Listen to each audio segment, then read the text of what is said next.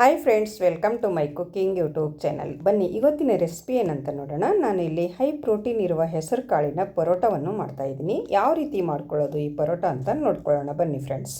ಇಲ್ಲಿ ಮೊದಲಿಗೆ ಒಂದು ಬೌಲನ್ನು ತೊಗೊಂಡು ಇದಕ್ಕೆ 1 ಕಪ್ ಆಗುವಷ್ಟು ಹೆಸರು ಕಾಳನ್ನು ತೊಗೊಂಡಿದ್ದೀನಿ. ಈ ರೀತಿ ಗ್ರೀನ್ ಕಲರ್ ಇರುವ ಹೆಸರು ಕಾಳು ತೊಗೊಳ್ಳಿ.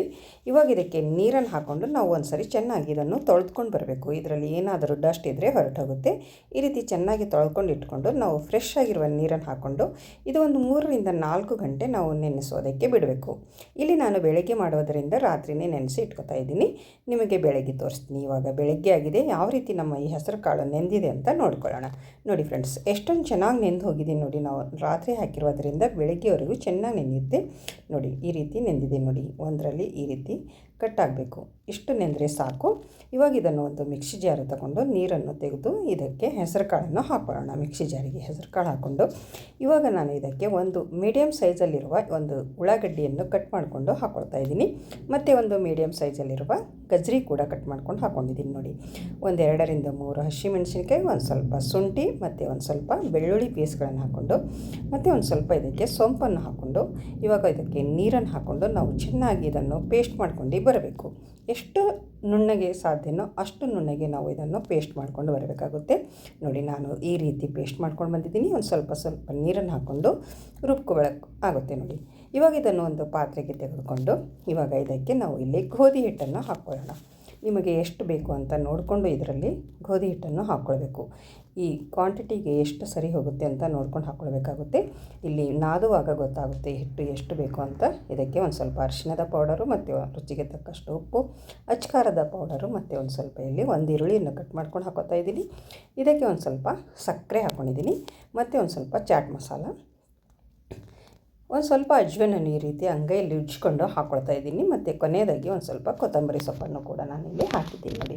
ಇಷ್ಟೆಲ್ಲ ಹಾಕಿದ ಮೇಲೆ ನಾವು ಒಂದು ಸರಿ ಚೆನ್ನಾಗಿ ಈ ರೀತಿ ಮಿಕ್ಸ್ ಮಾಡ್ಕೊಳ್ಬೇಕು ನೋಡಿ. ಇಲ್ಲಿ ನೀರು ಹಾಕುವ ಅವಶ್ಯಕತೆ ಇಲ್ಲ. ನಾವು ನೀರು ಹಾಕಿ ಈ ಹೆಸರು ಕಾಳನ್ನು ರುಬ್ಬಿದ್ದೀವಲ್ಲ ಅದರಲ್ಲೇ ನಾವು ಈ ಹಿಟ್ಟನ್ನು ನಾದ್ಕೊಳ್ಬೇಕು ನೋಡಿ. ಒಂದು ಸ್ವಲ್ಪ ಲೂಸ್ ಅನ್ನಿಸ್ತಾ ಇತ್ತು. ಮತ್ತು ಇನ್ನೊಂದು ಸ್ವಲ್ಪ ಗೋಧಿ ಹಿಟ್ಟನ್ನು ಹಾಕ್ಕೊಂಡು ನಾನು ಚಪಾತಿ ಹಿಟ್ಟಿನ ಹದಕ್ಕೆ ಈ ಹಿಟ್ಟನ್ನು ಕೂಡ ನಾನು ನಾದ್ಕೊಂಡು ಇಟ್ಕೊತಾ ಇದ್ದೀನಿ ನೋಡಿ.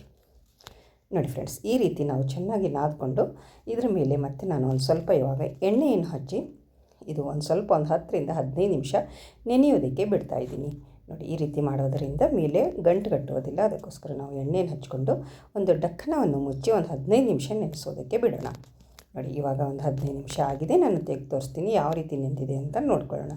ನೋಡಿ ಫ್ರೆಂಡ್ಸ್, ಎಷ್ಟೊಂದು ಸಾಫ್ಟಾಗಿ ನೆಂದಿದೆ ನೋಡಿ. ಈ ರೀತಿ ನಾವು ಚೆನ್ನಾಗಿ ನೆಂದರೆ ಪರೋಟ ಕೂಡ ಚೆನ್ನಾಗಿ ಬರುತ್ತೆ. ಇವಾಗ ನಾನು ಒಂದು ಸ್ವಲ್ಪ ಮತ್ತೆ ನಾದ್ಕೋತಾ ಇದ್ದೀನಿ. ಈ ರೀತಿ ಗ್ಯಾಸ್ ಕಟ್ಟಿ ಮೇಲೆ ಸ್ವಲ್ಪ ಚೆನ್ನಾಗಿ ನಾದ್ಕೊಂಡು ಇವಾಗ ಪರೋಟ ಮಾಡೋದಕ್ಕೆ ನಾವು ಈ ಹಿಟ್ಟನ್ನು ತೊಗೊಳ್ಬೇಕು. ನೀವು ಯಾವ ಸೈಜಲ್ಲಿ ಪರೋಟ ಮಾಡ್ತೀರಾ ಆ ಸೈಜಲ್ಲಿ ಒಂದು ಉಂಡೆಯನ್ನು ಮಾಡಿಕೊಂಡು ಇಟ್ಕೊಳ್ಳೋಣ. ನೋಡಿ ಫ್ರೆಂಡ್ಸ್, ಈ ರೀತಿ ನಾನು ಉಂಡೆಯನ್ನು ಮಾಡ್ಕೊಂಡು ಇಟ್ಕೊಂಡಿದ್ದೀನಿ. ಇವಾಗ ನಾವು ಚಪಾತಿ ಮಾಡ್ತೀವಲ್ಲ ಆ ಚಪಾತಿ ಮಾಡುವ ಮಣಿ ಮೇಲೆ ನಾವು ಈ ಪರೋಟವನ್ನು ಮಾಡ್ಕೊಳ್ಳೋಣ.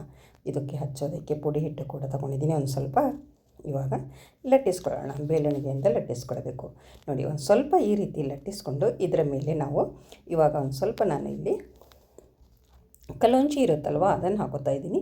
ಮತ್ತು ಒಂದು ಸ್ವಲ್ಪ ಚಿಲ್ಲಿ ಫ್ಲೇಕ್ಸ್ ಕೂಡ ನಾನಿಲ್ಲಿ ಹಾಕೋತಾ ಇದ್ದೀನಿ ನೋಡಿ. ಮತ್ತು ಒಂದು ಸ್ವಲ್ಪ ಕೊತ್ತಂಬರಿ ಸೊಪ್ಪು ಬಾರೀಕ್ ಕಟ್ ಮಾಡಿಕೊಂಡು ಕೊತ್ತಂಬರಿ ಸೊಪ್ಪನ್ನು ಹಾಕ್ಕೊಂಡು ಇವಾಗ ಇದ್ರ ಮೇಲೆ ಒಂದು ಸ್ವಲ್ಪ ಕೈಯಿಂದ ಈ ರೀತಿ ಪ್ರೆಸ್ ಮಾಡಿ ಇವಾಗಲೇ ಬೇಲಣಿಗೆಯಿಂದ ಲಟ್ಟಿಸ್ಕೊಳ್ಳೋಣ. ನಿಮಗೆ ಯಾವ ಸೈಜಲ್ಲಿ ಬೇಕೋ ಆ ಸೈಜಲ್ಲಿ ನಾವು ಈ ಪರೋಟವನ್ನು ಲಟ್ಟಿಸ್ಕೊಳ್ಬೇಕಾಗುತ್ತೆ ನೋಡಿ. ಈ ರೀತಿ ಒಂದು ಸ್ವಲ್ಪ ದಪ್ಪನೇ ಇರಲಿ, ಜಾಸ್ತಿ ತೆಳುವಾಗಿ ಮಾಡೋದಕ್ಕೆ ಹೋಗಬೇಡಿ. ಒಂದು ಸ್ವಲ್ಪ ದಪ್ಪ ಇದ್ದರೆ ಚೆನ್ನಾಗಿರುತ್ತೆ ನೋಡಿ. ಲಟ್ಟಿಸ್ಕೊಂಡು ಇಟ್ಕೊಂಡಿದ್ದೀನಿ. ಇವಾಗ ಈ ಪರೋಟ ರೆಡಿ ಆಯಿತು. ಇಲ್ಲಿ ಸ್ಟವ್ ಮೇಲೆ ಹಂಚು ಕೂಡ ಚೆನ್ನಾಗಿ ಕಾಯ್ದಿದೆ. ಇವಾಗ ಇದಕ್ಕೆ ಒಂದು ಸ್ವಲ್ಪ ನಾವು ಎಣ್ಣೆನ ಹಚ್ಕೊಂಡು ಇವಾಗ ಪರೋಟವನ್ನು ಬೇಯಿಸ್ಕೊಳ್ಳೋಣ ನೋಡಿ ಫ್ರೆಂಡ್ಸ್. ಈ ರೀತಿ ನಾವು ಪರೋಟ ಈ ಹೈ ಪ್ರೋಟೀನ್ ಇರುವ ಹೆಸರು ಕಾಳಿನ ಪರೋಟ ಮಾಡ್ಕೊಂಡು ಮನೆಯಲ್ಲಿ ಮಾಡಿಕೊಡಿ. ಮಕ್ಕಳಿಗೂ ತುಂಬ ಇಷ್ಟವಾಗುತ್ತೆ ಮತ್ತು ಆರೋಗ್ಯಕ್ಕೂ ಕೂಡ ತುಂಬಾ ಒಳ್ಳೆಯದಿದು. ಈ ರೀತಿ ಒಂದು ಸ್ವಲ್ಪ ಎಣ್ಣೆನ ಹಚ್ಕೊಂಡು ಈ ಸೈಡಲ್ಲಿ ತಿರುವೆ ಹಾಕಿ ಮತ್ತು ಈ ಸೈಡಲ್ಲಿ ಕೂಡ ನಾವು ಎಣ್ಣೆ ಅಥವಾ ತುಪ್ಪ, ಬಟರ್ ನಿಮಗೆ ಯಾವುದು ಇಷ್ಟನೋ ಅದನ್ನು ಹಚ್ಕೊಂಡು ಈ ಪರೋಟವನ್ನು ಬೇಯಿಸ್ಕೊಳ್ಬೇಕು ನೋಡಿ ಫ್ರೆಂಡ್ಸ್. ಎಷ್ಟು ಚೆನ್ನಾಗಿ ಬಂದಿದೆ ಅಂತ ನೋಡ್ಕೊಳ್ಬೋದು. ಆರೋಗ್ಯಕರವಾದ ನಮ್ಮ ಹೆಸರು ಕಾಳಿನ ಪರೋಟ ರೆಡಿ ಆಯಿತು ನೋಡಿ. ಸೂಪರಾಗಿ ಕಾಣಿಸ್ತಾ ಇದೆ ನೋಡಿ. ಎಷ್ಟು ಚೆನ್ನಾಗಿ ಬಂದಿದೆ ನೋಡಿ. ಈ ಪರೋಟ ಅಂತೂ ರೆಡಿ ಆಯಿತು. ಇವಾಗ ತೆಕ್ಕೋತಾ ಇದ್ದೀನಿ. ಮತ್ತು ಇನ್ನೊಂದು ಪರೋಟ ಕೂಡ ಅದೇ ರೀತಿ ನಾನು ಇಲ್ಲಿ ಮಾಡಿ ತೋರಿಸ್ತಾ ಇದ್ದೀನಿ ನೋಡಿ. ಇದೇ ರೀತಿ ನಾವು ಲಟ್ಟಿಸ್ಕೊಂಡು ಇಟ್ಕೊಳ್ಬೇಕು. ನೋಡಿದ್ರೆ ಫ್ರೆಂಡ್ಸ್, ಇದು ಕೂಡ ರೆಡಿ ಇತ್ತು. ಇದನ್ನು ಕೂಡ ನಾನು ಬೇಯಿಸೋದಕ್ಕೆ ಹಂಚಿನ ಮೇಲೆ ಹಾಕೋತಾ ಇದ್ದೀನಿ ನೋಡಿ. ನೀವು ಒಂದು ಸರ್ತಿ ಈ ರೀತಿ ಹೆಸರು ಕಾಳಿನ ಪರೋಟ ಮಾಡಿ ನೋಡಿ. ಹೇಗೆ ಬಂತು ಅಂತ ನನಗೆ ಕಮೆಂಟಲ್ಲಿ ತಿಳಿಸಿ ಫ್ರೆಂಡ್ಸ್. ಸೂಪರಾಗಿ ಬರುತ್ತೆ, ಆರೋಗ್ಯಕ್ಕೂ ಒಳ್ಳೆಯದು, ರುಚಿ ಕೂಡ ಅಷ್ಟೇ ಚೆನ್ನಾಗಿದೆ. ಎಲ್ಲರೂ ಇಷ್ಟಪಟ್ಟು ತಿನ್ನುವಂಥ ಪರೋಟ ಅಂತಲೇ ಹೇಳ್ಬೋದು.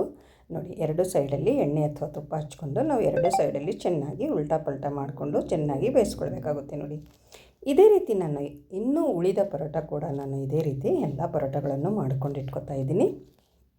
ನೋಡಿ, ಇದು ಕೂಡ ರೆಡಿ ಆಯಿತು. ನೋಡಿ ಫ್ರೆಂಡ್ಸ್, ಇಲ್ಲಿ ನಾನು ಇವಾಗ ಒಂದು ಪ್ಲೇಟಲ್ಲಿ ಅದ್ರ ಜೊತೆ ಸಬ್ಜಿ ಮತ್ತು ಮೊಸರು ಎರಡನ್ನೂ ಹಚ್ಕೊತಾ ಇದ್ದೀನಿ. ನೋಡಿದ್ರೆ ಎಷ್ಟು ಚೆನ್ನಾಗಿ ಬಂದಿದೆ ಅಂತ ನಮ್ಮ ಪರೋಟ ನೋಡ್ಬೋದು.